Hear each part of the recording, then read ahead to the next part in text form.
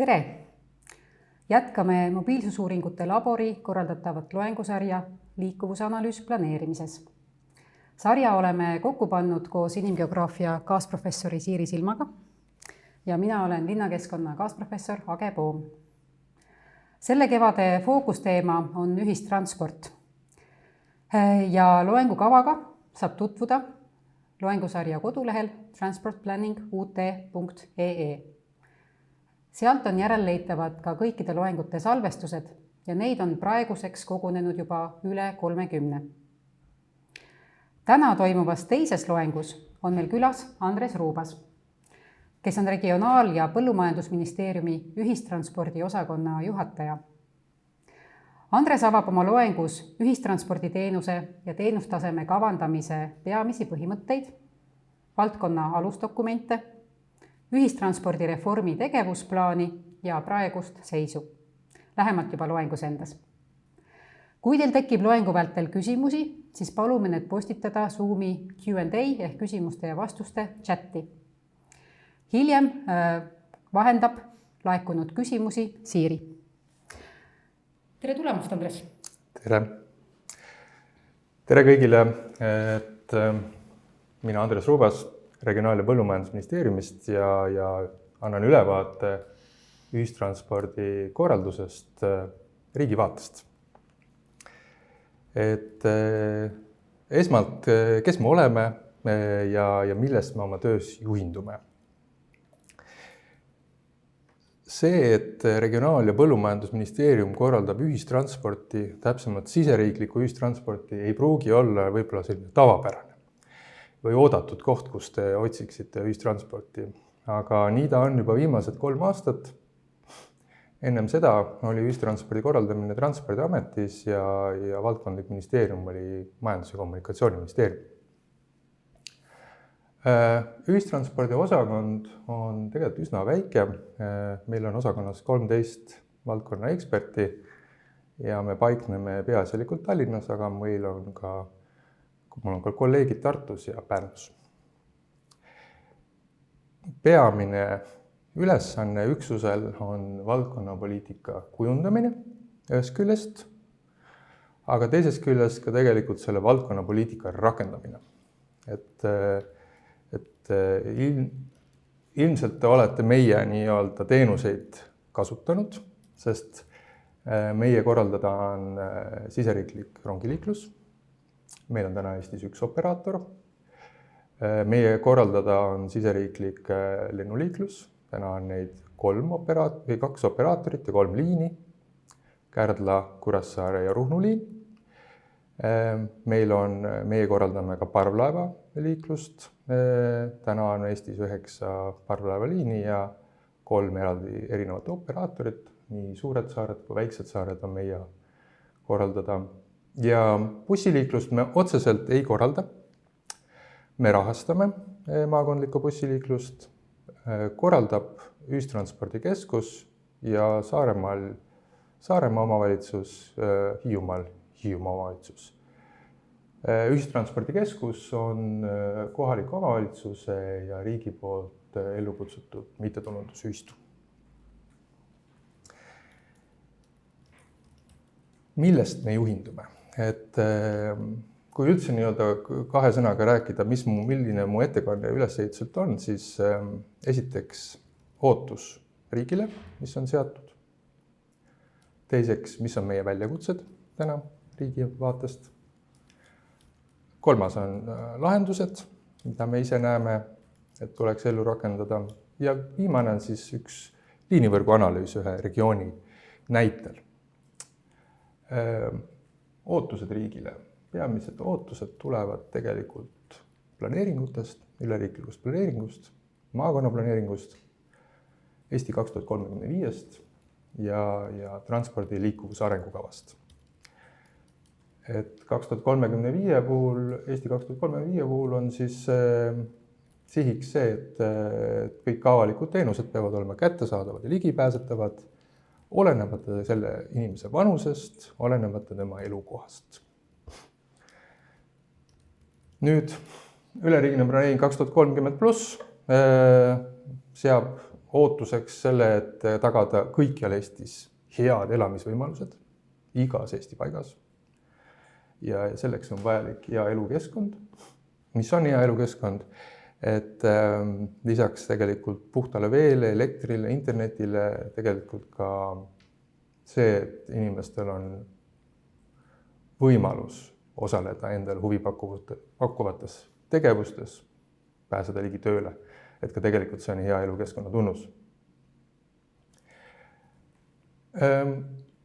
Ehk siis lühidalt öeldes tegelikult on eesmärk ja ootus meile, et tagada inimestele töökohtade, haridusvõimaluste ja eluks vajalike teenuste kättesaadavus.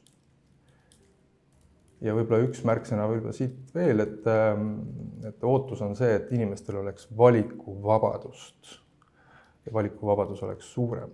Selle juurde ma ka tegelikult jõuan natuke hiljem.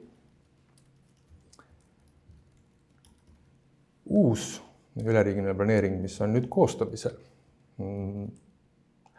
toob veel lisaks juurde soovi, et tagada inimeste juurdepääs pealinnale ja regionaalsetele linnadele vähemalt 1 tunniga.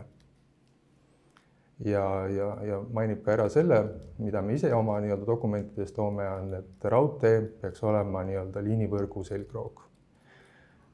Meie enda nägemustes on ka tegelikult liinivõrgu selgrooks kaupbussiliiklus lisaks ja ka tegelikult parvlaevaliiklus.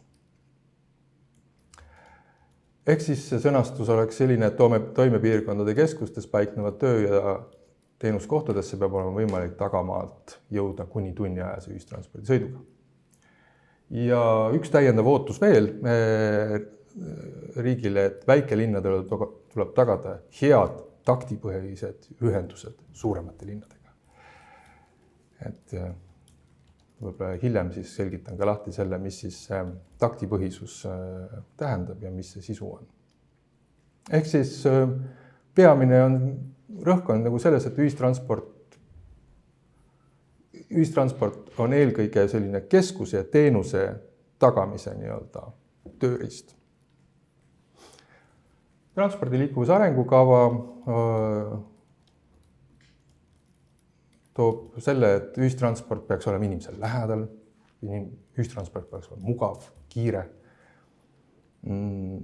Säästva liikuvuse osakaal, milleks soovitakse 2035. aastal jõuda 55% töölkäijate puhul, linnapiirkondades lausa 60%. Te ilmselt teate, kui kaugel me oleme, et sellest 55-st on veel, sinna on natuke veel minna.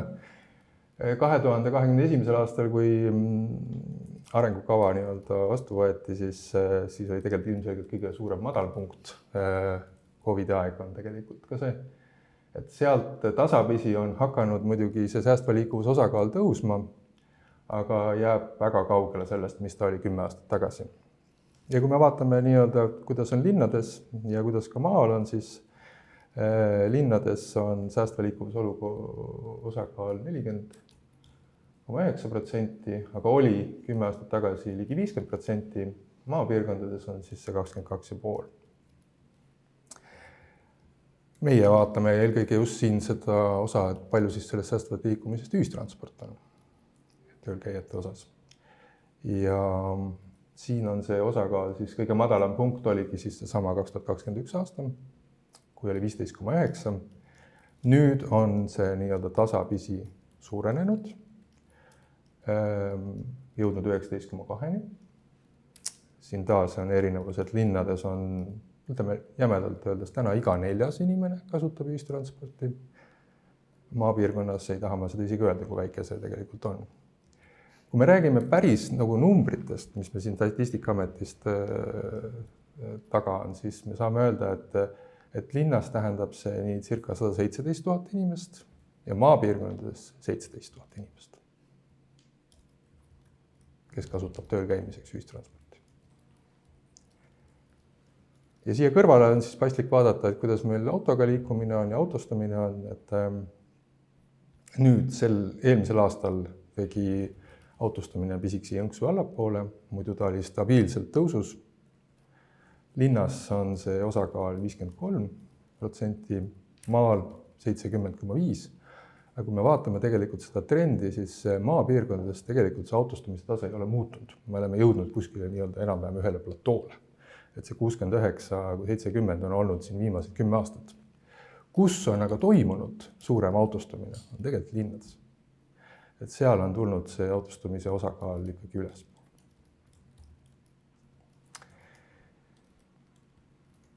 Ja ütleme nii, et siin ka üks, mida me siin taga ei näe, on aga see, kui palju inimesi töötab kodukontoris.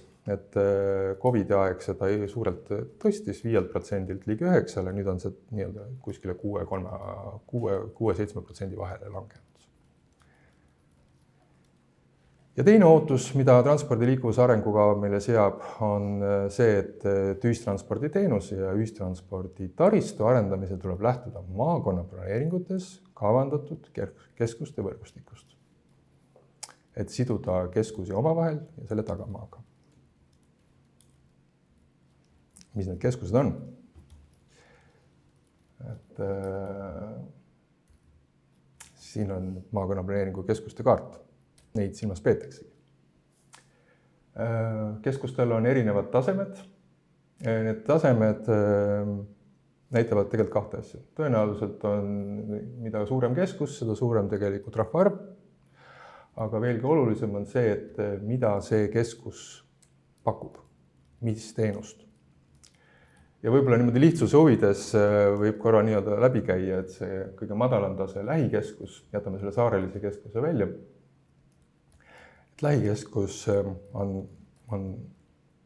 nii-öelda asula, kus tõenäoliselt on olemas alkohol ja võib-olla ka pood. Et kohalikust keskusest ilmselt on võib-olla mõni erateenus rohkem, aga kindlasti on seal põhikool. Piirkondliku keskuse tunnus on see, et kui me haridusest räägime, siis ilmselt on seal gümnaasiumi tasem. Ja tõenäoliselt erateenustest võib juba apteegi, perearsti leida. Ja maakondlikus keskuses on siis väga mitmekesine valik töökohti, teenuseid ja tõenäoliselt, kui me koolitasemet räägime, siis riigigümnaasium. Ootus tegelikult ühistranspordile oleks just need keskused omavahel hästi ära ühendada ja nende asustust suunata.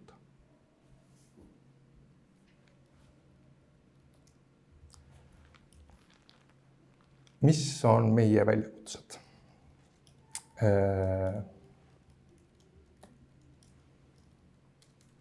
Esiteks kulud.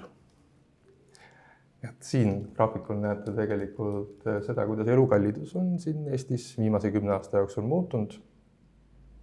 Viimase 5 aasta jooksul on see olnud üsna nii-öelda pöörane. Eelkõige aastal 2022. Nüüd liinikilomeetri hind bussiliikluses ja ka tegelikult rongiliikluses, millest see sõltub? Mis on kõige suurem komponent? Et kõige suurem komponent tegelikult ühistranspordi teenuses on tööjõud. Et tööjõu osakaal on pool kuludest, kütuse osakaal on 1/4 ja sõidukid ise on 1/5. Et siin tihtipeale kuulete ka rääkimas sellest, et suured tühjad bussid on suur probleem. Me tegelikult ütleme, et suured bussid ei ole probleem, sest et kui on palju väikseid busse vaja, siis see tegelikult nüüd kulud lähevad veelgi suuremaks.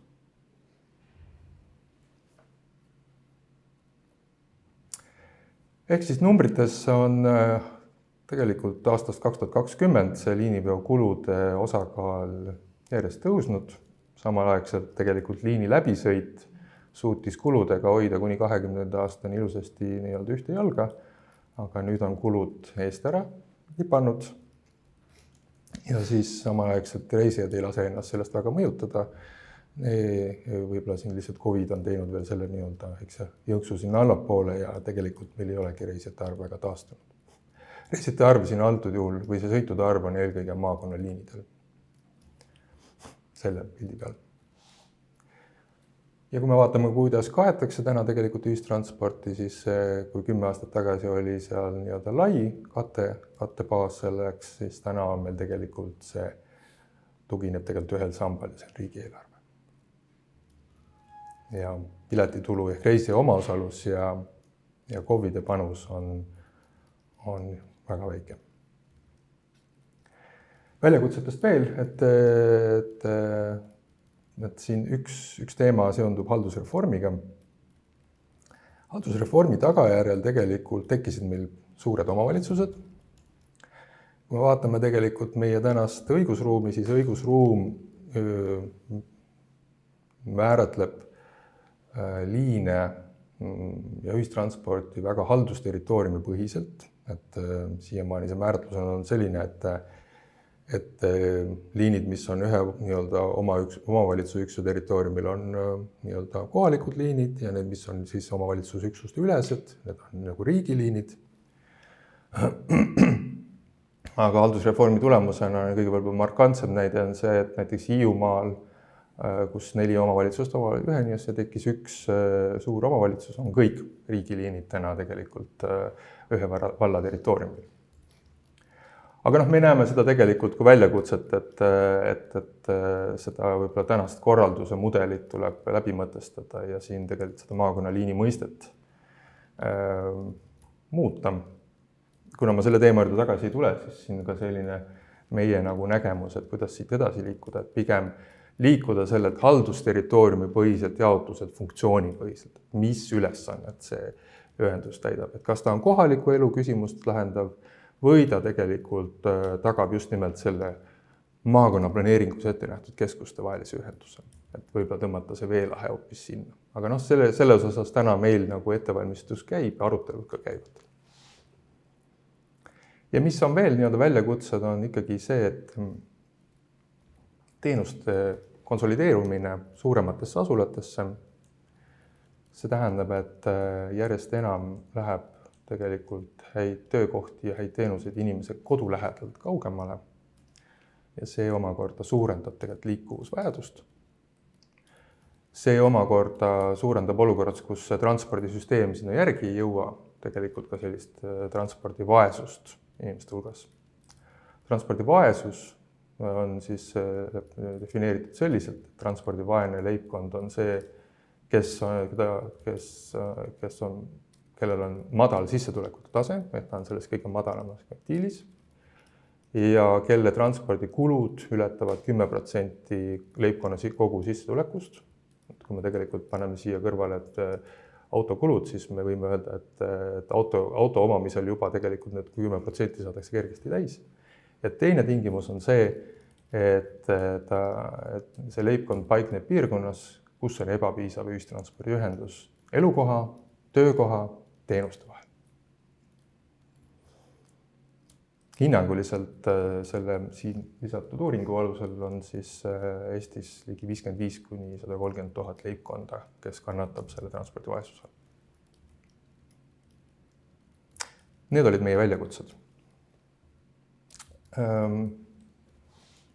Kuidas me siit edasi lähme? Meie enda nägemuses on 5 põhilist sammu, mida tegelikult tuleks teha, et siin inimestel, eelkõige maapiirkondades, parandada nii teenuste kättesaadavust kui töökohtade kättesaadavust. 5 sammust esimene oleks liikuvusanalüüs, ehk siis ennem kui midagi muutma, siis tuleks ära hinnata, mis on inimeste liikumisvajadused vastu tänast liinivõrku. Ja kui see analüüs on ära tehtud, siis selle pinnalt ka tegelikult minna päriselt lepinguid muutma, seda neid kaasajastatud liinivõrku sinna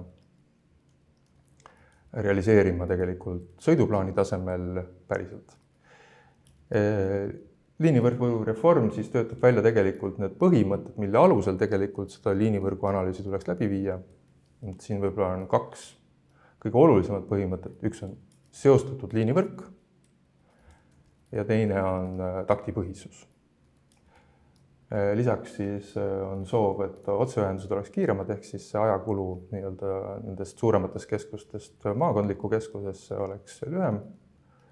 Nõudepõhise transpordi parem sidumine siia juurde veel lisaks. et ettekande järgmises osas ma tegelikult nendele esimesele 2 sambale nii-öelda rohkem toetun, aga noh, lisaks selleks on vajalikud veel toetavad tegurid, nagu näiteks ühtne piletisüsteem, tegelikult ka lihtne info, mis on võimalused liikumiseks. Teiseks siis see, et tegelikult see pilet ei oleks karistus selles mõttes, et iga ümberistumisega toimuks nii-öelda täiendav nii-öelda tasumine. Selleks saab erinevaid piletitooteid teha, mis on ühtsed, siis, mis võimaldavad kombineeritult reisida. Selleks, et tegelikult seostatud liinivõrku ellu rakendada, tuleb vaadata, kas ka taristu sellele vastab. Ehk siis, kas tegelikult on omavahel see ümberistumine võimalik. Kas sul on tegelikult võimalik minna bussi pealt rongi peale, kui kaugel nad üksteisest asuvad. Kas tuleks tegelikult peatuseid nihutada, kas tuleks tegelikult seda nii-öelda taskut seal suurendada, kuhu need bussid mahutavad. Ja kõik see, kuidas inimesed sinna nii-öelda sellesse sõlme jõuavad.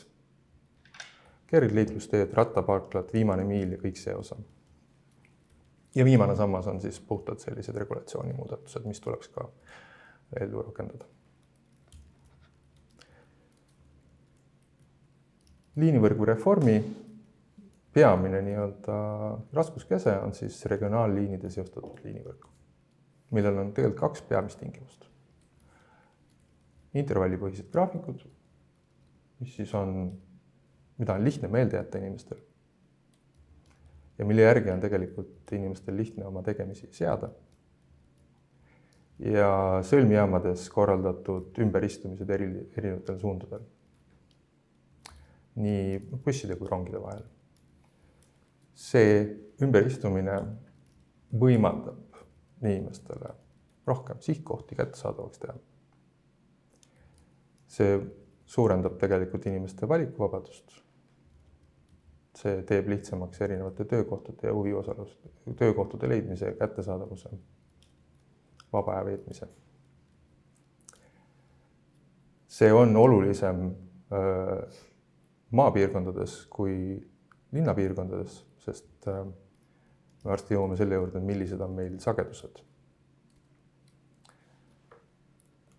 Aga kui veel valikuvõimalustest rääkida, siis nii-öelda see on nüüd siis tegelikult maapiirkonna näide, et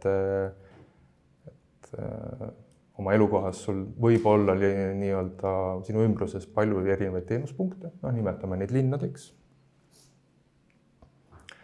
Aga ühistranspordiga on sul ilmselt kättesaadav üks keskus, kus on mingisugune arv töökohti. Autoga.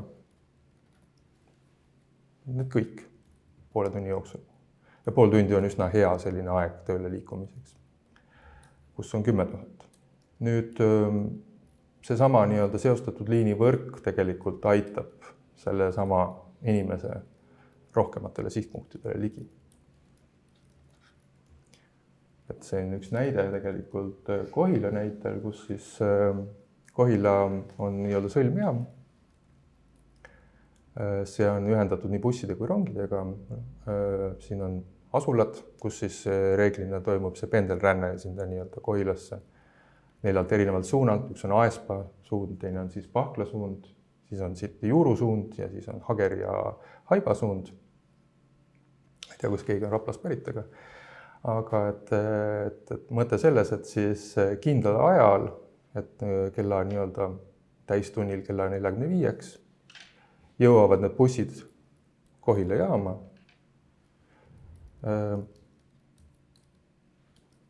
Nad ei pea täpselt 1 minutil jõudma, nad võivad jõuda väikeste vahedega, aga põhimõtteliselt nad jõuavad suht lähestikku. Siis seejärel tuleb rong, võimaldab tegelikult liikuda Tallinnasse, liikuda Raplasse, liikuda Viljandisse. Neil nendest piirkondadest, kes tulevad siis nendest erinevatest asulatest. Nüüd need inimesed, kes tulid Tallinnast ja soovivad nendesse asulatesse minna, saavad samuti ümber istuda. Nii, et valesti. Ja umbes siis nii-öelda 5 minuti pärast lähevad siis need bussid lahku ja viivad siis tegelikult inimesed laiali. See tegelikult võimaldab siis nii-öelda Aespa inimesel käia Tallinnas tööl. See võimaldab sellel Pahkla inimesel minna Raplasse, see võimaldab ka tegelikult minna Aespast Pahklasse. et tänu sellele tegelikult sellele nii-öelda omavahelisele sidumisele sai inimese jaoks palju rohkem sihtkohti kättesaadavaks. Täna ütlen, et need ühendused on olemas, aga sellist seotust nende vahel ei ole. See tegelikult väga palju lisaraha isegi ei nõua, vaid see nõuab tegelikult ümberkorraldamist. Et läbi mõtestada see, et kus on need sõlmpunktid, kus peavad need liinid kokku saama ja kus tekivad need loogilised ümberistumiskohad. Ehk siis seda võibki nimetada siis selliseks võrguefektiks, kus siis see 1+1 võrdub tegelikult 3, et kus me 2 liini sidumisega saame saavutada enamat kui neid eraldi vaadates. Nüüd teenustasemetest, et kui siin eelmine ettekandja Liivar näitas teile Tallinna linna ette neid teenustasemeid, siis kui te mäletate, siis nende A-tase oli 10 minutit ja kõige madalam tase oli 1 tund. Et nüüd see maakondlik liiklus hakkab sealt 1 tunnist ja läheb nii-öelda sealt edasi. Ehk siis see kõige tihedam tase meie hinnangul on 1 tund ja kõige madalam tase on siis 4 tundi. See muidugi ei tähenda seda, et kuskil konkreetsetes piirkondades on tegelikult vajalik tihedam tase. Eelkõige Tallinna linna lähiümbruses, Maardu, Tabasalu ja kõik see Kuldse ringi pool, kus on võib-olla ikkagi tihedust rohkem vaja. Ja see ei tähenda seda, et sellest intervallist saab ka madalamat tasemat, et see madalam tase on siis juba, mis ei allu ühelegi intervallile, aga ta peab mingisuguse kvaliteedi tagama. Sellest natukene hiljem, mis see baasühendus on. Aga sellel Kohila näitel jätkates, siis tegelikult kuna meil on erinevate tasemetega liinid, ütleme, et seal mõned liinid liiguvad 4 tunni tagase intervalliga, mõned liinid 2 tunni taguse intervalliga. Et see tegelikult pole oluline, kui on oluline see, et kindlatel aegadel toimub tegelikult selline sõlmjaamas ümberistumine, siis hoolimata erinevatest tasemetest võimaldab neid kõiki asju omavahel ühildada. Et siin on näide siis sellest, et see 7.45 tegelikult ja sellest 7.45 kell 8 tegelikult toimub siis ikkagi see ristumine, kuigi teenustasemed on liinidel erinevad. Ja oluline on ka siin see, et see ooteaeg, mis sul tekib ümberistumiseks teisele liinile, et see peab olema selline mõistlik, et mõistlik on selline 10-15 minutiline ümberistumisaeg, mis on esiteks, ta ei pane inimest nagu kuskil ajasurvesse, aga teisest küljest ei ole ta nagu lootusetult pikk, et sa juba hakkad otsima alternatiive. Aga tegelik elu on muidugi keerulisem, et kui ikkagi päriselus minnakse seda lahendust tegema, siis öeldakse, et aga meil on kooli algusajad, meil on töökohad hakkavad teistel aegadel, ja see on täiesti tõsi ja siis tuleb ka nende erisustega arvestada ja sellele selgroole lisaks siis panna ka need vastavad nii-öelda spetsiifilised siis väljumised, mis siis tagavad mingisuguse erilise soovi, olgu selleks kooliaja algus või olgu selleks tööaja algus või mingisuguse teenuskeskuse algusaeg.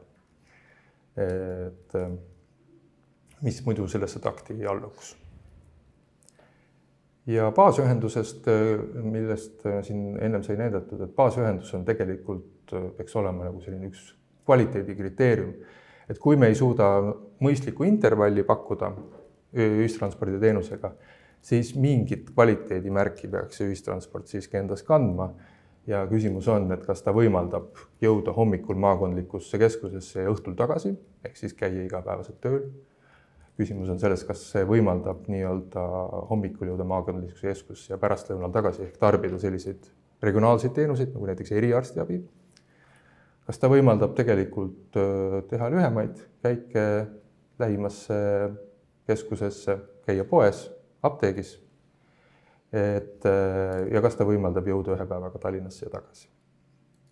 Et siin Metsküla näide, et siin sama nii-öelda selle päris elulise näite pealt saab hinnata, kas siis tegelikult on baasühendus Metsküla elanikele tagatud, et kas mida see ühendus endas kannab.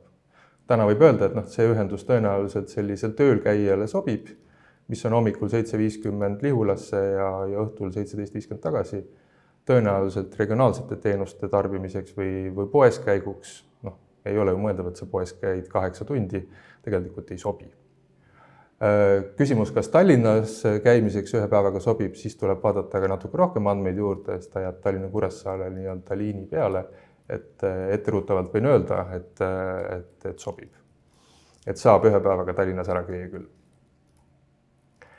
Aga mis meil siin veel tegelikult on nagu lahendustest valminud, on rongiliiklusest taktipõhine rongigraafik Harjumaa suunal, Paldiski Turba suunal.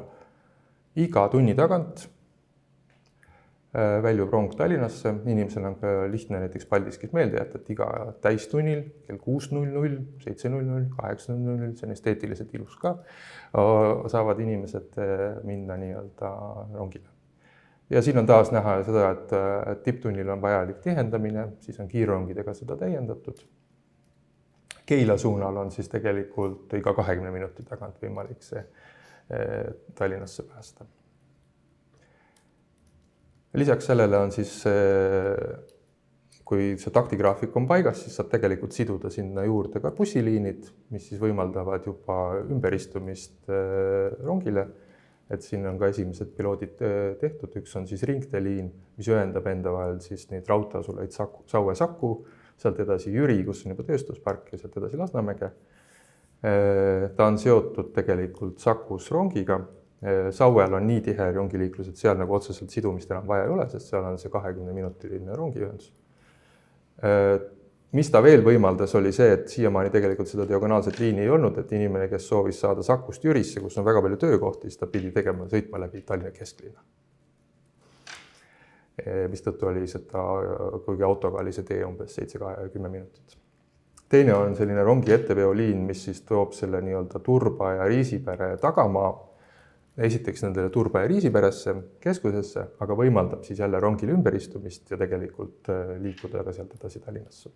Ehk ta ühendab siit Ellamaa ja Lehetu asula selle nii-öelda liiniga ära. See on võib-olla natuke liiga väike, et siin seda pildi pealt näha. Ja millega me veel toimetame, siis omaette see, et tegelikult inimesel oleks võimalik ühe piletiga kogu teekond planeerida. See on siis pigem üleriigiline lahendus, et me ei tee nagu ühist toodet, vaid me teeme pigem selle, et ühes keskkonnas saab inimene reisi planeerida, sõidud valida ja pileti soetada. Täna seal meie nii-öelda lahenduses prototüübis ei ole küll veel mikromobiilsust, aga see oleks ka tulevikus sinna juurde sobiv. Aga see on selle aasta nii-öelda valmiv prototüüp. Nii, ja nüüd tegelikult jõuame siit nendest põhimõtetest ja nendest lahendustest võib-olla ka siis ühe konkreetse näiteni, kus siis on seostatud liinivõrk Läänemaa näitel. Läänemaa keskusega Haapsalu. See on tema siis gravitatsiooniline tagamaa, isokroonil. Et siin on näha siis, kuhu siis tegelikult geomeetriliselt saab 15 minuti, 30 minuti ja nii edasi. Seejärel vaatame, mis on siis Läänemaal need keskused. Et täna Läänemaal tegelikult ühtegi piirkondlikku keskust ei ole, aga küll on Läänemaa ümbruses 3 keskust, millel on tõmbejõud täiesti selgelt. Riisipere, Märjamaa ja Lihula. Siis on 3 kohalikku keskust, Taebla, Risti ja Kullamaa on Läänemaal ja 4 lähikeskust. Lisaks on siis Nõva, Pürksi ja Hullo, mis on siis eraldi nii-öelda väga isoleeritud keskused, aga kus on tegelikult samuti olemas teenused. Seejärel vaatame, mis on liikumisteed, kanname need peale. Liikumisteede osas on ka siis tegelikult siin laevaühendus seotud sellega. Ja seejärel tegelikult see, mis me tegelikult liinivõrgu analüüsis koosloomes tegime, see tähendas seda, et me tegelikult kohtusime kohalike kogukondade, kohalike ettevõtjate, kohalike omavalitsuste ja piirkondliku ühistranspordikeskusega oli see, et me tegelikult määrasime ära nende keskuste vahelise teenuse sageduse. Ja seaduspära on see, et mida suurem nii-öelda keskus on, mida lähemal sellele tõmbekeskusele, seda tihedamat, seda sagedamat ühendust ta vajab. Ehk siis antud juhul näiteks Taebla-Haapsalu vahel on see nii-öelda liikumisvajadus tunnipõhine. Linnamäe Haapsalu vahel, mis on natukene väiksem keskus, aga kus on tegelikult päris suur tööstus seal ümbruses, on see 2-tunnine ja nii edasi, mida kaugem punkt on, seda tegelikult nõrgeneb see tõmbejõud sellele liikumisvajadusele ja siis ka tegelikult ka sellele võrra on see teenustase nii-öelda madalam, mida siis tuleks tegelikult realiseerida. Aga see pilt on natuke liiga ilus, sest päriselt Läänemaa nüüd nii tühi ka ei ole. Inimesi elab väljaspool ka seda. Neid suuri asulaid, neid suuri keskuseid. Et meil jääb päris palju erinevaid väiksemaid asulaid väljaspoole põhiliinivõrku. Ütlen ära, et ümmarguselt 80% elanikest elab selle põhiliinivõrgu ümbruses maapiirkonnas või maaelanikest, Läänemaa maaelanikest. Aga 20% elab väljaspool seda. Ja koosloome käigus siis tegelikult ikkagi hinnati ära nende asulate ühendusvajadused samuti ja määrati ka siis nende teenustasemed. Enamus on need teenustasemed, nagu näete, on lihtsalt baasühendus. Võib-olla siin jälle see Haapsalu lähiümbruses olev nii-öelda ühendus võib-olla eeldas tihedamat, sest seal on jälle see suurem tõmbe tegelikult sellel tõmbekeskusel. Samamoodi on sellel joonisel siis ka tegelikult jälle see Vormsi ühendus samamoodi. Lisaks siin sellel pildil on tegelikult rongiühendus, mis on siis tegelikult Turbas, mis on samuti üks tõmbe nii-öelda kohti. Ja mida me siin pildi peal ei näe, on tegelikult Haapsalu on veel kaugliinidega ühendatud Tallinnaga.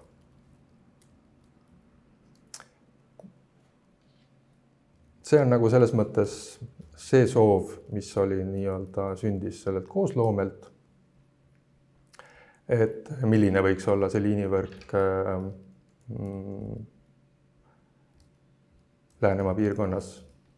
Meie jaoks on küsimus tegelikult selles, et millise osa peab riik tagama. Kas riigi ülesanne on tagada see või riigi ülesanne on tagada tegelikult keskuste vaheline. Nagu te näete, siis siin on sellel pildil natukene tõstetud sagedusi, ehk siis selle võrra, mis riik ütleb, et need väiksemad ühenduste pidamised on nagu võib-olla kohaliku elu küsimus, siis selle võrra me tegelikult saaksime suurendada sagedusi nende põhikeskuste vahel, ehk siis just nimelt suunata seda asustust ja suunata seda inimeste liikuvust just nendes suuremates keskustes. Ehk siin sellel joonisel on näha, et nii Linnamäel on tihendatud seda sagedust Risti ja Panga vahel samuti. Üks küsimus on selles, et kui me nüüd hakkaks, siin me tegelikult ei räägi veel milleski või üheski nii-öelda väljumisajast ega sõiduplaanist. Et küsimus on see, et kui me hakkame tegelikult seda sõiduplaani kokku panema, mida teeb ilmselt juba ühistranspordikeskus oma nii-öelda, kes seal koha peal korraldab, siis millest ta lähtub? Millest ta tegelikult selle nii-öelda rütmilisuse paika paneb? Et iseenesest siin pildil on 2 suurt nii-öelda sõlmkeskust. Üks on Haapsalu, teine on Turba. Lisaks sellele on väiksemad nii-öelda sõlmjaamad, üheks on Rohuküla jaam ja teiseks on võib-olla Risti, kus tekib ka veel ristumine. Et ilmselt selle nii-öelda takti otsimiseks, kus see alguspunkt on mõistlik vaadata eelkõige rongiühendust ja vaadata seda kaugbussiliinide ühendust Haapsalus. Ja sealt alates hakata tegelikult ehitama seda väljumiste aega. Nüüd kokkuvõtteks selle pildi pealt ütleks, et meie vaade ühistranspordi planeerimisele on pigem see, et me näeme, et me sooviksime pigem seda nii-öelda planeeringujärgselt asustust aidata sellel nii-öelda nende asustuses nende teenuskeskuste tugevdamisele, et just nimelt need teenusekeskused oleksid hästi ühendatud tõmbekeskusega, et seal, kus elab suurem osa nii-öelda piirkonna inimesi oleks väga hea ühendusega tagatud, et nendel inimestel oleks hea elukeskkond ja me nii-öelda püüame nii-öelda oma ministeeriumi tasandil mitte laskuda väga sellesse igapäeva nii-öelda väljumiste tasandile, vaid vaadata just seda suurt pilti ja hoida nagu see rõhk ikkagi sellele, et arendaks ja keskenduks, fokusseeriks nende teenuste arendamisele, mis on maakonnaplaneeringus siis toodud. Need asulad, mille arengut me tahame kujundada. Mina tänan. Ma ei tea, ma loodan, vist olin ajas ja suur tänu teile kuulamise eest.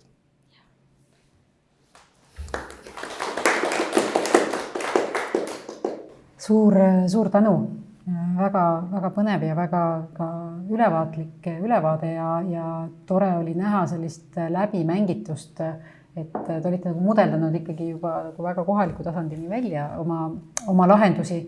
Isegi kui need veel kõik täna sellisel kujul ei toimi, aga olete selgelt andnud indikatsiooni, et mille alusel teie oma tööd või et mille alusel siis Eesti riik oma tööd korraldab. Ja need põhimõtted kindlasti, mul on rõõm näha, et need põhimõtted lähtuvad inimesest ja inimese igapäevaelu vajadustest. Et see on tõesti nagu suurepärane nagu mõtteviis või aluspõhimõte, mille alusel tööd korraldada. Kas meil on küsimusi?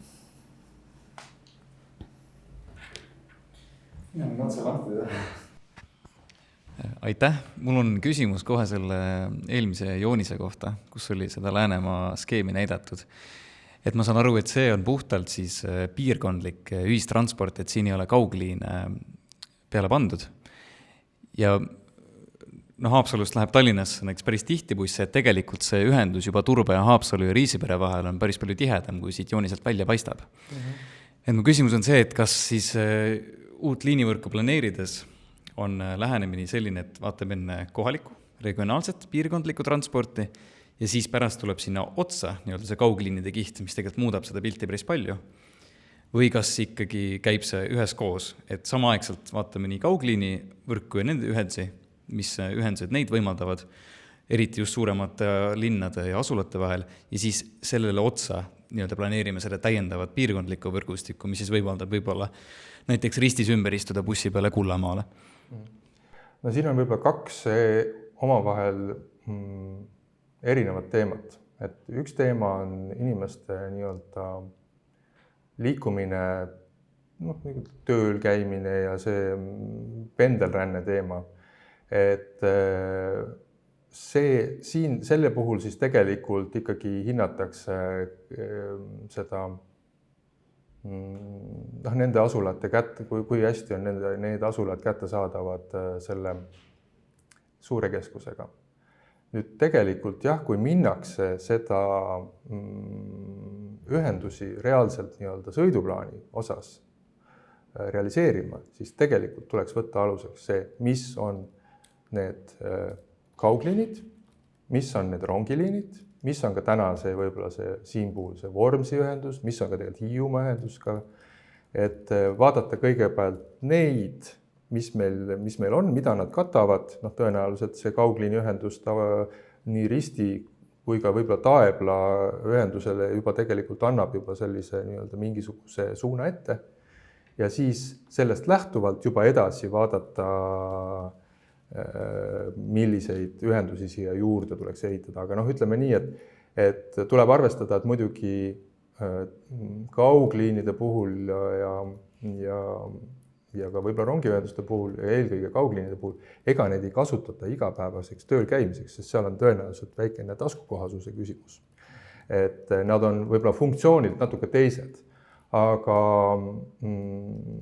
ütleme niimoodi, liinivõrgu kujundamisel tuleb kindlasti lähtuda sellest, et kõigepealt panna need suured tükid paika, nii-öelda see selgroog paika ja sealt hakata siis edasi minema selle nii-öelda juba väiksema ja selle regionaalse liikuvusega ja siis arvestada tegelikult selle nii-öelda tiheduse, sageduse nii-öelda kujundamisel juba nende väljumiste puhul, et mis meil juba tegelikult täna kaetud on ja kuhu tegelikult ei ole vaja dubleerivat bussi panna.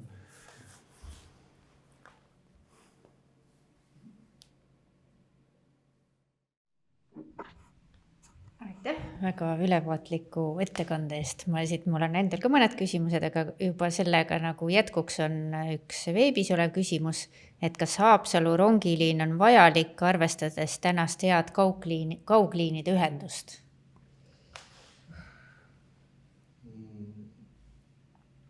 Ma vastan sellele niimoodi, et me väga ei tahaks kinni jääda konkreetsesse transpordiliiki, vaid meie jaoks on oluline ühendus. Ja selle tõttu ma isiklikult arvan, et Haapsalu jaoks on kõige olulisem see, et tal oleks sage ühendus Tallinnaga ja millise transpordiliigiga seda tehakse, see on juba selles suhtes valikute küsimus, aga eeldatavasti nii-öelda suudavad mõlemad transpordiliigid selle ühenduse tagada. Ma lihtsalt küsiksin selle sama kaardi kohta, et nüüd see võib minna ka detaili ja vabandan, aga see on teil nii kenasti siin ees, et kui Hiiumaale läheb ka kaugliin, eks ole, siis Vormsile ei lähe seda, küll aga riik korraldab praamiühendust Rohuküla ja Sviibi vahel ja Haapsallu võiks ka jõuda nii-öelda Tallinnast. Et kui nüüd inimene soovib minna ühistranspordiga Rohuküla sadamasse, et minna ilma autota praami peale ja jõuda Vormsisse, et kas selline lahendus on nagu riigi vaate küsimus või on see kohaliku vaate küsimus? Väga hea küsimus. Me ise oleme defineerinud, et sellised terminalid, piiripunktid, rongijaamad, et pigem on see, kui me tahame terviklikku liinivõrku saavutada, siis on mõistlik, kui selle võtab enda peale riik.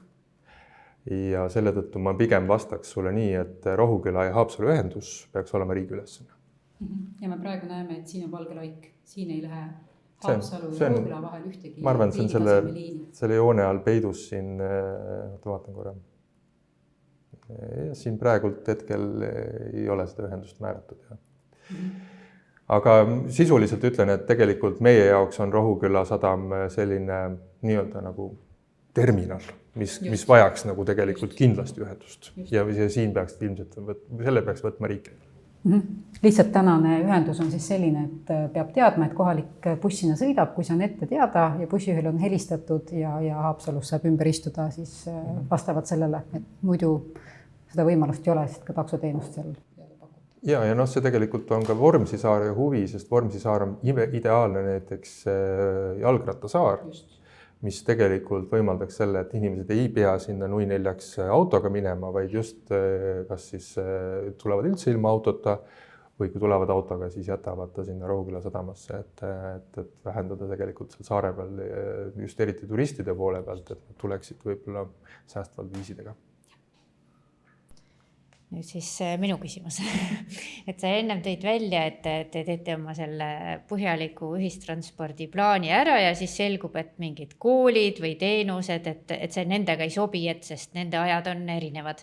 Aga kas te olete, et kas see lahendus võiks ka olla, et kui meil on paigas ühistranspordisüsteem ja koolid muudavad oma aegu või siis mingid teenused, et nende ajad ei ole ju ka nagu kivisse raiutud, et kumb see süsteem on nagu suurem ja keerukam, et mida me tegelikult nagu muutma peame nagu dünaamilisemalt. Et kuidas te sellest aspektist olete nagu mõelnud või seda nagu läbi rääkinud näiteks mingite teenusepakkujatega või arutanud seda teemat? Jah, väga õige küsimus, et selles suhtes me oma helesinistes unistustes olemegi näinud seda, et kõigepealt luuakse ühistranspordivõrk ja siis seotakse tegelikult sellega siis ka teenused. Ehk siis ka tegelikult, kui me räägime just konkreetselt kooliaegades, siis me ise ka sellesse kella 9 kooli alguse teemasse ise sekkusime, ütlesime, et tegelikult ühistranspordivõrgu jaoks on see tegelikult meie ühistranspordivõrk ei pea sellele väga palju vastu, ja see läheks väga kalliks selle realiseerimine. Mis tõttu tegelikult ka Haridus- ja Teadusministeerium tõi ka sinna selle paindlikkuse juurde, et hoolekogu võib kooli seda kooli alguse aega muuta.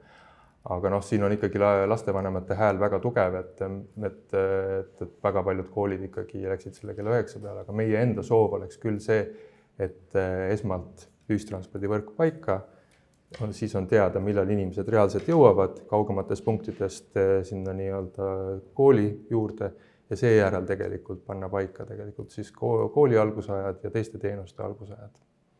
Aga no see vajab suurt nii-öelda mõtteviisi muutust, see vajab tegelikult selgitustööd ja see vajab ka tegelikult seda, et ollakse valmis nagu sellega arvestama ja tegelikult see vajab ka seda, et see terviklik liinivõrk oleks ka olemas. Et nende busside ajad siis nii-öelda luua see seostatud liinivõrk ja seejärel tegelikult ka siis vastavalt sellele kohandada teenuseid. Aga olete te kuidagi nagu näinud, et need teenused või et sa tõid välja selle ka, et teie soov on, et need teenused oleksid nendes kohtades, aga et te ise ju neid muuta ei saa või kuidas te neid saate muuta, et need teenused hakkaksid olema nendes kohtades rohkem või et kas selliseid nagu, et see ei ole otseselt ühistranspordi planeerimise teema, aga need kõik on omavahel seotud? Jah, ütleme nii, et võib-olla see ongi ka meie enda mõtteviis on see nii-öelda alles nüüd tekkinud, et läheneda sellele ühistranspordile selliselt, no ütleme niimoodi, ka eelnevatel aastatel või siin pikemalt aega tagasi vaadates on olnud nagu erinevad transpordiliigid ka erinevate asutuste hallata, et nüüdseks on ta tegelikult koondunud nagu ühte ministeeriumisse kohta, et pikka aega oli tegelikult oli rong ühes, buss teises, et siis tekkisidki sellised nagu silotornid ja ei vaadatud seda tervikut. See, mis puudutab nüüd teenuste arendamist, jah, siin me ütleme ausalt, et mida meie saame teha, on teha inimestele, tuua tegelikult ühistransport nii lähedale kui võimalik.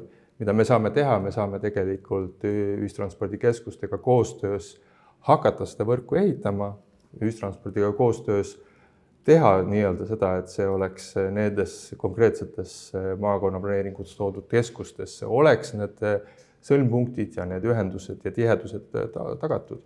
Aga see, kuidas siis päris elu nüüd sinna tegelikult vastu tuleb, et see on nüüd siis selline asi, mida me päris nüüd mõjutada ei saa. Saame võib-olla selles mõttes nagu kohalikele kogukondadele ja kohalikele omavalitsustele otsustajatele võib-olla seda osa suunata. Aga päris elu jah, et meie nagu seda teenuste osa nagu seal ise nagu kujundada ei suuda ja võib juhtudagi, et meie töö ei pruugi nagu vilju võtta. Aga kui me seda ei tee, siis tegelikult ei toimu ka nendel võib-olla ei toimu ka seda, mida me tegelikult ju ka selle üleriigilise planeeringuga tahame, et tegelikult me soovime ära hoida ikkagi seda pealinnastumist. Me tahame, et tegelikult Haapsalu antud juhul oleks ikkagi ise tugev keskus. Ja me tahame tegelikult selle Haapsalul oleks tugev tagamaa ja see, et see Haapsalu oleks tugev keskus, peaks olema hästi kõige nende ümberkaudsete suuremate asulatega ühendatud, et juba see, kui me tegelikult loome selle Haapsalu selleks nii-öelda selliseks teenuskeskused, tugevdab ise seda Haapsalut ennast ja tema tagamaad ka, et inimestel see elukeskkond läheks paremaks. Ilmselt see ongi pikaajaline protsess ja neid tulemusi näeb alles nagu hiljem sellest, et kui see ühistransport püsivalt nagu regulaarselt hästi toimib, siis see hakkab nagu ülejäänud asjad muutuma. Ja. On meil siin veel küsimusi? Võib-olla mingis mõttes selle sama teema jätkuks, et üks oluline takistus ka maal elamisel ja peredel maal elamisel on see, et laste huviharidus ei ole kättesaadav lastele. Et kui nad jõuavad algkooli või põhikooli, siis kohalik omavalitsus selle transpordi tegelikult tagab, et sa täna jõuad sinna, aga see huviharidus võib olla just nimelt selles suuremas piirkondlikus keskuses, mis ei ole selle algkooliga nagu sama koht, või ka põhikooliga sama koht, et kas te just nagu sellise kihistuse peale olete ka mõelnud, lapsed ja laste huviharidus? Et tulen korra siia. Et nagu näed, me nägemuses need intervallid ei sõltu kellegist. Nad on täiesti universaalsed. Ja see tegelikult, mida me täna tegelikult ka näeme maakonna bussiliikluse võrgus on just nimelt see, et peale tööaega tegelikult neid ühendusi ei ole. Ei ole ka tegelikult lõunal, aga just see peale tööajal ühendused tegelikult oleks need, mis võimaldaksid siis seda huvihariduse osa. ja noh, meie nägemuses tegelikult, kui me räägime sellisest selgest intervallist, siis on ikkagi, et ütleme, et see buss peaks võimaldama seda huviharidusele ligipääsu, võib-olla ka peale tööd selliste vaba aja ligipääsu. Siin on väga palju räägitud teatritest, et võib-olla see on nagu väga spetsiifiline, aga võib-olla sellised väiksemad tegevused, et just nimelt see õhtuste aegade lisamine, see annab tegelikult inimestele koheselt juurde võimalust täiendavalt liikuda. Oluline on see, et kui sul ühistranspordis üks ots sobib, aga teine ots ei sobi, siis sa jätad tegelikult üldse kasutamata. Et mõlemad nii-öelda, et sul on nii minna kui tagasi tulla, et see ühendus on olemas, et see võimaldab, see toob tegelikult lõpuks inimesi siia juurde. Isegi kui võib-olla see täituvus on meil madal, aga lihtsalt tänu sellele, et need ühendused on, siis selle võtta just nende tipuaegadel meil rohkem inimesi. Jah, ka tipuaegadel on siis rohkem inimesi ja ta ikkagi selgelt loob võimaluse nendele ühiskonnagruppidele, kellel täna puudub ligipääs ka autole, et kui me räägime kooliõpilastest ja pärastlõunasest liikumisvõimalusest ja ei pane ka siis vanemaid autojuhi või taksojuhi rolli, eks ole, et selles mõttes, et me saame teenustest osa, kui meil on ka võimalik nendele ligi pääseda. Sa oled palju maininud praegu neid maakonna planeeringutes välja toodud keskuseid ja te olete sidunud selgelt oma teenustasemed just nende keskuste hierarhiaga. Nüüd üleriigiline planeering on natukene midagi muud kui maakonna planeeringud. Ja üleriigiline planeering räägib tõmbekeskustest, see, kuidas inimesed siis täna päriselt liiguvad. Et kuidas te näete, et need kaks kihistust omavahel kokku jooksevad ja kummast te siis peaksite lähtuma? Maakonna planeeringust või siis tõmbekeskustest, mis on natuke teistsuguse geograafiaga täna kui maakonnad? Ja, sellele on tegelikult raske vastata, et see üleriigilise planeeringu tase ja need välja toodud keskused, ma vaatan, kus ma leian ka selles pildis ette, millest me räägime, kuulujatel lihtsam. Nii, üks sekund. Siit on vaikselt näha need keskused. Need on väga kõrgel tasemel, et mida tegelikult saab välja tuua on siis see, et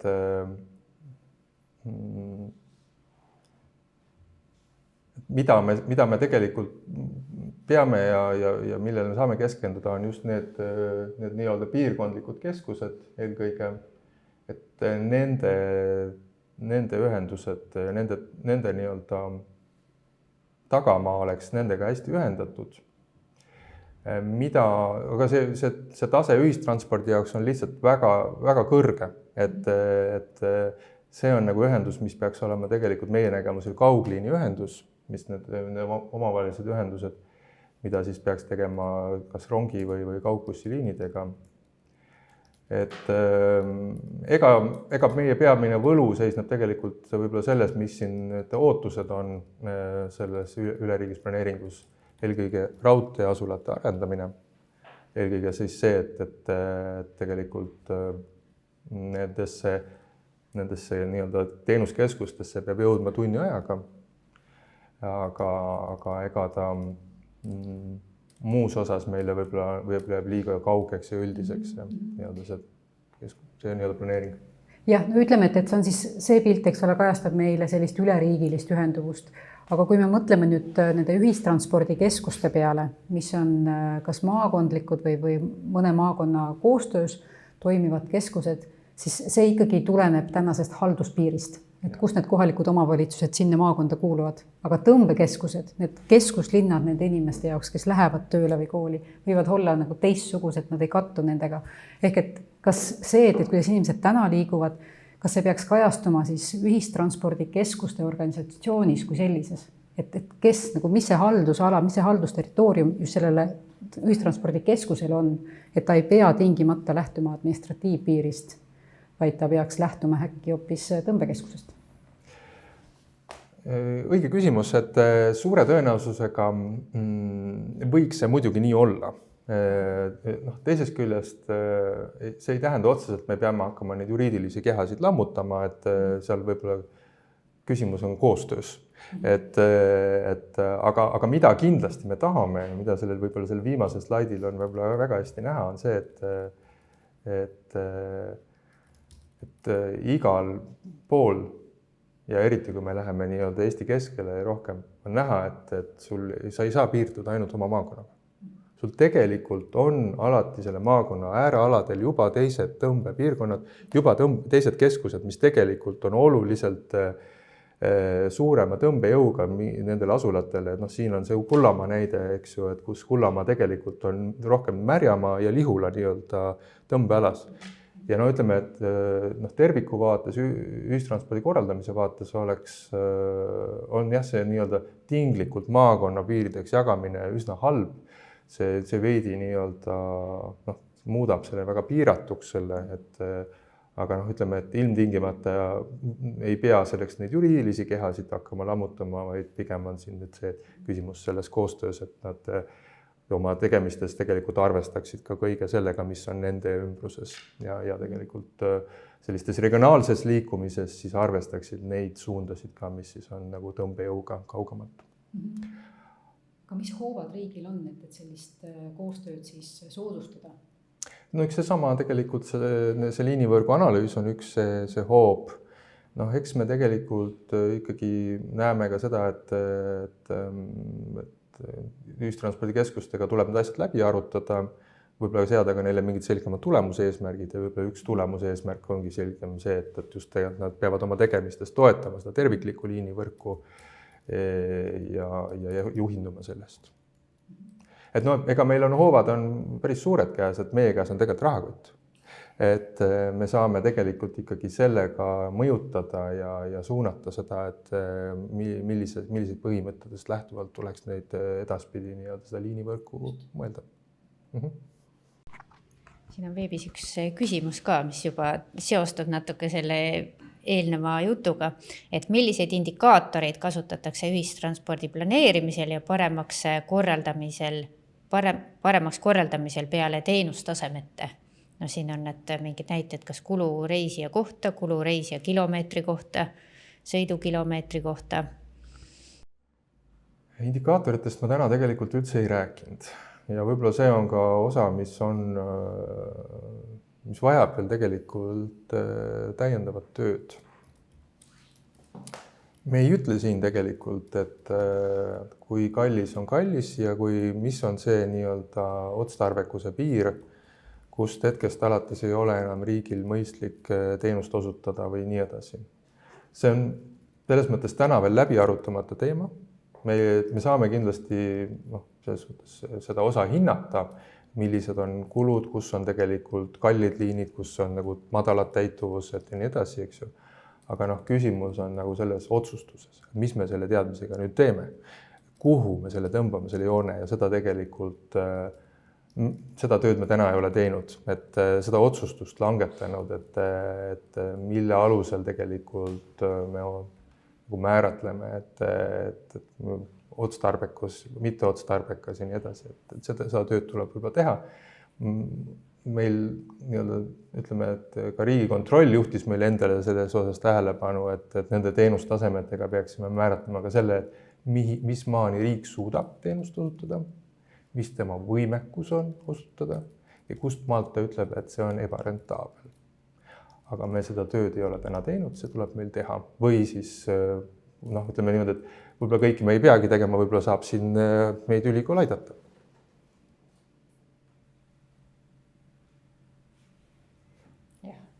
Kindlasti, kui on sõnastatud eesmärgid ja tööülesanded ja vastavalt jõutakse kokkuleppele, siis kindlasti on ülikool hea meelega aitamas selliste analüüside tegemisel.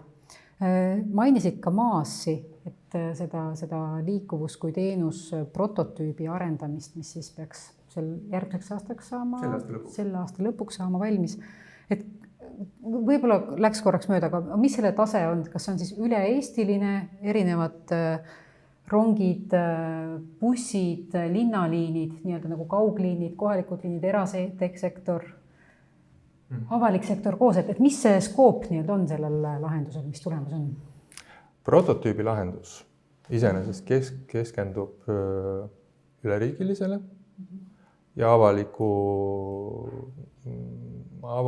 võimu poolt korraldatavale liinidele ehk siis eelkõige maakonnaliinid, rongiliinid ja linnaliinid.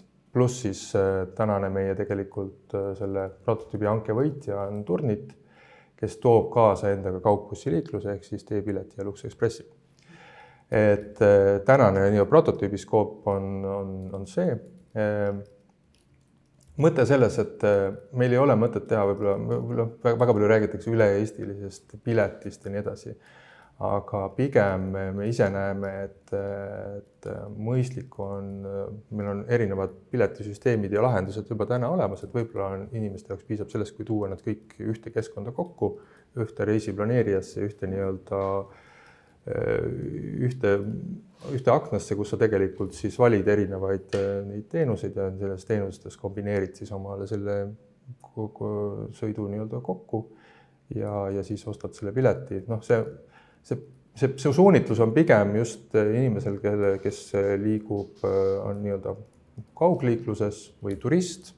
Ja see mõte on siis see, et tegelikult selle kui me siin kombineerime vahel Tallinna linnaliini, rongiliini ja siis Tartu linnaliini, siis tegelikult tekib sul selline 1 kuuerpilet, millega sa siis tegelikult on sul siis selleks, et Tallinna linnaliini bussis sõita, rongis sõita ja Tartu linnaliini bussis sõita.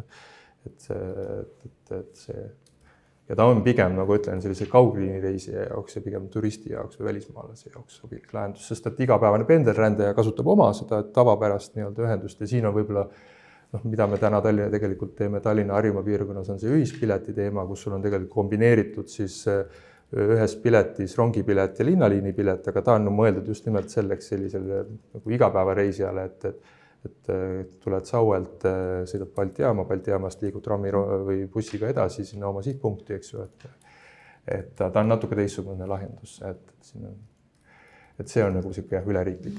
Aga prototüüp tähendab seda, et teil on mudel olemas, aga see veel ei muutu teenuseks, et mina kliendina ei saa veel osta mõnistest piletit, istuda Võrus ümber, siis istuda Tartus ümber ja siis jõuda, kuhu ma siis tahan jõuda Mustamäele TalTechi kampusesse. Maailmas on neid maasiprojekte tehtud väga palju, nende probleem on natuke elujõulisus.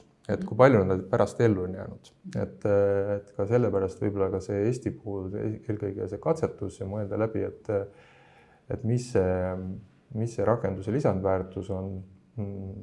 Siin on ka tegelikult, miks seda riik teeb, on see, et tõenäoliselt seda ärijuhtumit või sellist seda osa võib-olla natuke liiga vähe selleks, et meil on Tallinnas ei ole piletit, et maakonnaliinidel on ka väga paljud sõitjad on ilma piletita, et seal ei teki sellist, operaatoril ei teki sellist rahalist tasu. Et seal selle taha jäävad ka mõnikord sellised head algatused, kui sul ei ole süsteemis raha sees, siis sul ei tekigi tegelikult sellele ootust, et keegi hakkaks ehitama midagi head inimestele või muudaks mingisugust info ja selle kättesaadavust paremaks. Mille siis seda katsetada saab? Peale novembrit. Ja see testversiooni saab ikkagi siis, et ta tehakse avalikuks, et seda saab testida või proovida, katsetada, et ei muutu süsteemi osaks, aga et seda jah. Meie soov on tegelikult ikkagi see, et kui vähegi teha see prototüüp valmis ikka elulähedases keskkonnas, katsetada seda elulähedases keskkonnas ja kui see tegelikult tõesti õnnestub, siis ka sealt edasi tegelikult realiseerimine juba tegelikkuses. Et see, mida siis see aasta saab teha, on siis tõesti proovida ja katsetada teataval testisikutel seda ja hinnata, et kas see tegelikult on vajalik või mitte. Alati on siis võimalus, et prototüübi saab ju ära visata ja öelda, et ei tulnud välja. Et oli liiga keeruline ka seda juhtuda kõike, et selles suhtes, et eks me näe. Või siis parandada prototüüpi paremaks.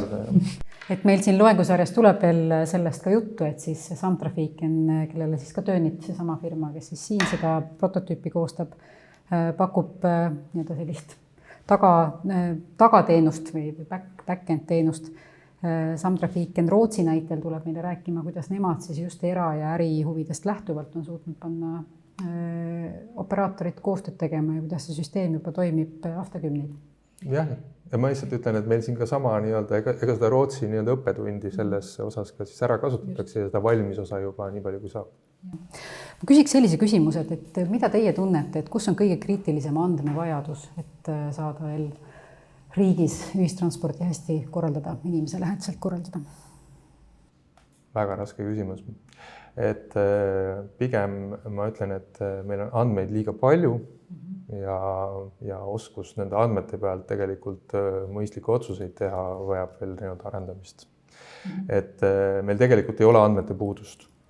Et meil on nii valideerimise andmed kui mobiilpositsioneerimise andmed, kui meil on ka teada tegelikult, kus on teenused, kus on elukohad, kus on töökohad, kõik need andmed on tegelikult olemas.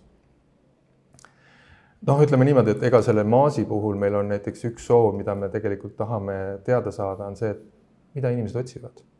Mis on need asjad, mida tegelikult nendes päringutes küsivad,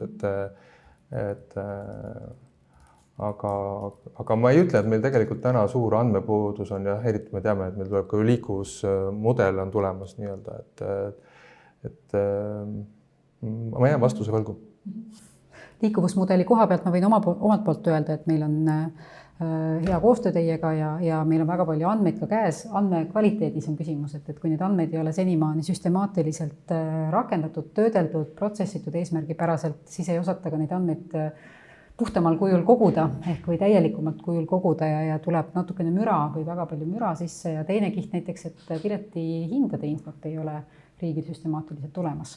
Et kuidas me mudeldame ka kättesaadavust, transpordivaesust, kui me või transpordikulusid, kui me ei tea, kui palju ühistransport maksab, et sellised nagu süstemaatiliselt mõned asjaolud oleme me tuvastanud, aga koostöö selle koha pealt käib, infovahetuse koostöö.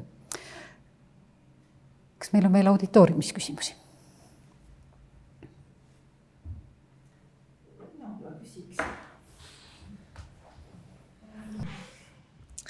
Ma küsiks võib-olla sellise küsimuse, et kui te olete mõelnud hästi palju selle transpordi ümberkorraldamise seisukohast, siis kas te olete arvesse võtnud ka neid inimmahtusid, mis hakkaksid või mida te tahaksite, et hakkaksid kasutama seda ühistransporti, et selline konkreetne näide näiteks, et hommikuti, kui inimesi on hästi palju, ja kõik tahavad siis seda bussi või rongi, tahavad punktist A punkti B liikuda, et kuidas te need inimesed ära mahutate, kui see protsent peaks tõusma nüüd 55 või 60 peale. Sest praegu on ka juba teada, et näiteks Tartu rong on sageli väga täis, ülerahvastatud, et kas siis kuidagi neid lihtsalt korraldatakse ümber, et mingil kellaajal rohkem busse, sagedamini busse või tuleb lihtsalt busse juurde hankida. Aga siin tuleb jälle see küsimus, et kui 50% kuludes läheb nii-öelda tööjõududeks, siis on ju tööjõudu ka vaja juurde. Ja üldse see summa, nagu see rahastuse summa pidevalt kasvab, et kuidas te seda rahastuse poolt nagu ka mõtlete lahendada, kui pileti hinda, kui sellist ju ei ole igal pool. Tegelikult oli sul 2 küsimust. Üks küsimus puudutas siis mahtudega kohanemine ja teine on siis oli ühistranspordi rahastus. Ühistranspordi rahastus ongi keeruline, see on poliitiline, eriti praegult, valimised lähenevad, et siin ongi see, et ega ta on väga poliitilistes tõmbtuules, sõltub eelarve planeerimisest, sõltub ka tegelikult sellest, et millised on koalitsiooni ja opositsiooni ja kõigi nende kokkulepped, et millele raha eraldatakse ja kas ühistransport on üks see, mis saab nii-öelda lisavahendeid mitte. Me ise täna tegelikult paneme selle sama liinivõrgu analüüside selle koosloomes tekitatud nii-öelda andmete pealt kokku ka tegelikult sellise vajaduse, mida me näeme, et tuleks tegelikult investeerida täiendavalt nendesse lisanduvatesse sagedustesse. Ja ütleme nii, et ega me näeme ka sellel seostatud liinivõrgul ka veidi sellist optimeerimise ülesannet, et alati ei olegi puudus nagu rahast, vaid saab asju lihtsalt natuke ringi tõstes sama tulemuse eest, sama raha eest parema tulemuse. et ülemäära me tegelikult ei tahagi neid kulusid kasvatada, vaid pigem mõelda läbi seda, et kuidas seda efektiivsemaks muuta. See, mis puudutab mahtude kasvu, et ma nagu ei tormaks sellest süsteemist või sellest nagu ette, et siin raudteel on seda lihtne teha, meil on täna ronge üle, kui te olete tähele pannud, siis on meil tegelikult suurem osa rongest seisab üldse. Aga noh, see tuleb sellest, et raudtee ei ole valmis. Bussiliinide puhul alati on võimalik, ütleme, ta ei ole nii paindlik muidugi, aga et põhimõtteliselt oleks võimalik suuremaid busse võtta kasutusele. Võib-olla, kui me sellest taktipõhisest räägime, siis tegelikult see parandab lihtsalt olemasolevate busside kasutust, sest et kui täna on see nii-öelda bussid käivad tipptunnil käigus, siis iseenesest nad alakasutatud, et lihtsalt, et siin tuleb vaadata ka võib-olla selle logistiliselt nendele asjadele otsa, et võib-olla saab lihtsalt nende olemasolevate busside parema ärakasutusega saada nii-öelda rohkem ühendusi. Ja lõpuks on siis see, et ega tegelikult saab hankelepingu alusel mahte natuke suurendada, seal saab tegelikult, see ei ole lihtne tegelikult neid uusi bussi juurde saada, aga see on nagu selles mõttes võib-olla siuke mõttekoht, et täna meil tegelikult on reservis busse, et reeglina nii-öelda nendes lepingutes on nagu alati veidi rohkem kui vaja on.